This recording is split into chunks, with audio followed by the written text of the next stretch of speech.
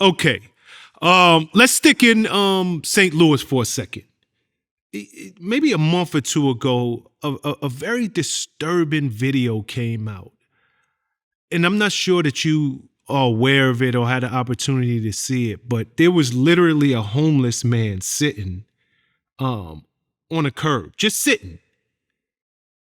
And a guy randomly walked behind this homeless guy, put a gun to his head, and blew his brains out. No, is this a serious story?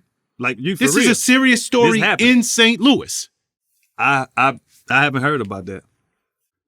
Oh my God! I would encourage you to go take a look. And where I'm going with this is, it seems to be a serious problem with them guns out there in St. Louis. It's a problem. When you allow 18-year-olds to go buy guns, when you allow these little kids just to go buy guns and they don't have to have a license, that's a big problem.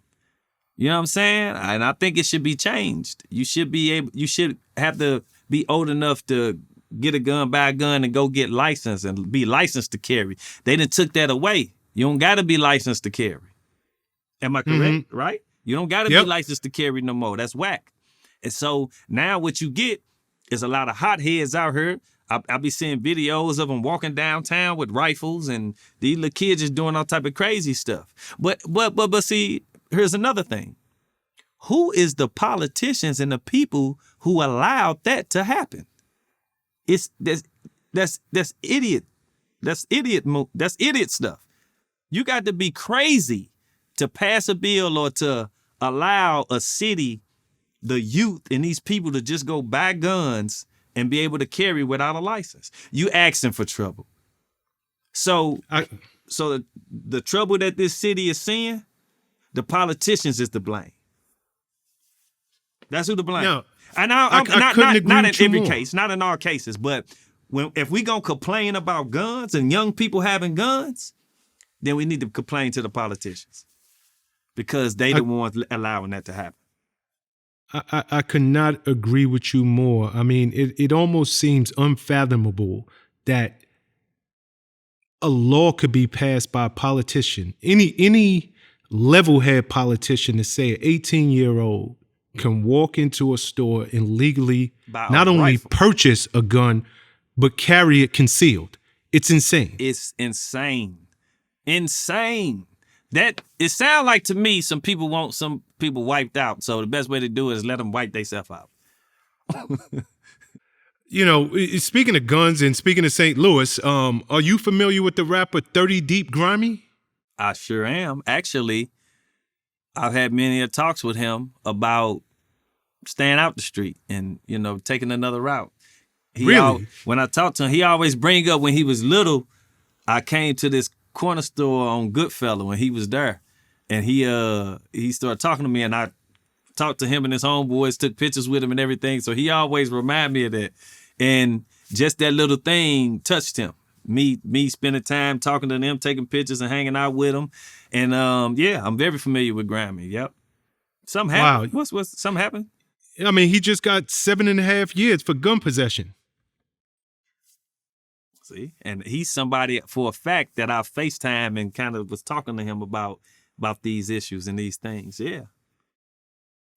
Yeah, I mean, it just don't seem like it's getting no better out there. And I love the fact that you was able, just as an OG, to talk to him. Yeah. Too bad he didn't hear you, but hopefully, you know, while he's sitting down, he changed his mindset. I hope he changed his mindset because sometimes it starts with you, but it comes from a lot of childhood trauma, a lot of childhood things you deal with your parents. Your parents not paying you enough attention. Your parents not hugging you and kissing you. Your mom not embracing you. Your daddy not standing up and telling you, no, you ain't doing that. It comes with, and when I say no, in a loving way. I think we forget as parents that when a child is little and small and you trying to raise a child to be an adult, you can tell them how to do something that's You can tell them how to do something in a more loving way instead of being like, get your ass out of here. Shut up. Go sit in the corner. You shouldn't talk to your child like that when they growing up. You need to find a better way to communicate with the child because a lot of that can cause childhood trauma. You know what I'm saying? I'm gonna give you an example.